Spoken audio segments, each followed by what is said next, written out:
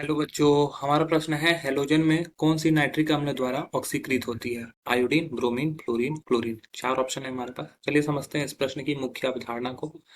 अगर बात करें इस प्रश्न की मुख्य अवधारणा को, तो हमें यहाँ पे सबसे पहले समझना होगा हैलोजेंस के बारे में।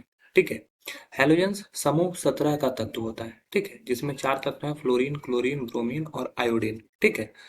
तो अगर फ्लोरीन से नीचे की तरफ से जाओगे, ऊपर से नीचे की तरफ जाओगे, तो विद्युत ऋणात्मकता क्या होता है? घटता है। फ्लोरीन यहाँ पे सबसे अधिक विद्युत ऋणात्मक तत्व होता है। ठीक है। फ्लोरीन प्रबल विद्युत ऋणात्मक होता है और प्रबल ऑक्सीकारक होता है। ठीक है। ऊपर से नीचे जाने पर क्या होता है? विद्युत ऋणात्मकता घटती है।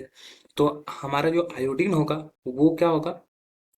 एक प्रबल अपचायक रखेगा। और अपचायक गुण ऊपर से नीचे जाने पे क्या होंगे? बढ़ती भी है।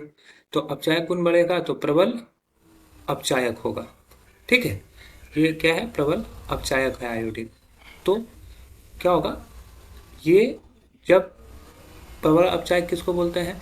खुद ऑक्सीकृत होकर, खुद ऑक्सीकृत होकर दूसरे को अवकृत कर दे, इसी को हम लोग बोलते हैं एक प्रबल अपचायक। ठीक है। तो यहाँ पर क्या होगा कि ये खुद भी आयोडीन क्या होगा? यहाँ पे ऑक्सीकृत हो जाएगा। क्यों? क्योंकि वो अच्छा अपचायक है। ऊपर से नीचे जाने पर यह अपचायक गुण होता है। तो बोल रहा है यहाँ पे, प्रश्न में ही दिया हुआ है नाइट्रिक अम्ल द्वारा ऑक्सीकृत होता है। तो खुद ऑक्सीकृत होगा तो मतलब कि एक अच्छा अपचायक होना चाहिए। तो एक अच्छा अपचायक इन सभी में कौन है? आयोडीन है। तो आयोडीन के साथ रिएक्शन अगर कराएंगे तो I2 + 10HNO3, ये रिएक्शन करने के फलस्वरूप देगा HiO3। ठीक है। अब यहाँ पे बैलेंस करने के लिए 2 लगा देते हैं, साथ में NO2 देगा। ठीक है, 10NO2 दे देते हैं और साथ में हमारा यहाँ पर जल बनता है 4H2O। तो ये बैलेंस भी हो गया ये रिएक्शन में।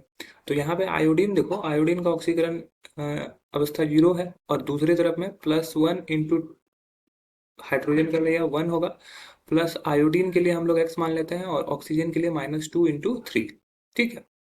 अब यहाँ पे अगर x का वैल्यू निकालोगे तो +1x - 6 = 0, x का वैल्यू हो जाएगा +5। तो यहाँ पे देखो ऑक्सीडेशन स्टेट क्या हो रहा है? बढ़ रहा है। ऑक्सीडेशन स्टेट बढ़ने का मतलब हो गया कि यहाँ पर क्या हुआ है? ऑक्सीकरण हुआ है। तो देखो आयोडीन क्या हो रहा है? खुद ऑक्सीकृत हो रहा है और सामने वाले को HNO3 को अवकृत कर रहा है। यहाँ पे नाइट्रोजन का देखोगे, नाइट्रोजन का ऑक्सीडेशन स्टेट वहां पे घट जाएगा। ठीक है। तो वहां पे सामने वाले को अपकृत कर देता है। ठीक है। तो इसी वजह से हमारा जो सही उत्तर हो जाएगा वो हो जाएगा आयोडीन। अन्य ऑप्शन जो होगा यहाँ पे ब्रोमीन, फ्लोरीन या क्रोनीन, वो सभी उत्तर गलत हो जाएंगे। आशा है यह प्रश्न आपको समझ में आया होगा। बहुत बहुत धन्यवाद।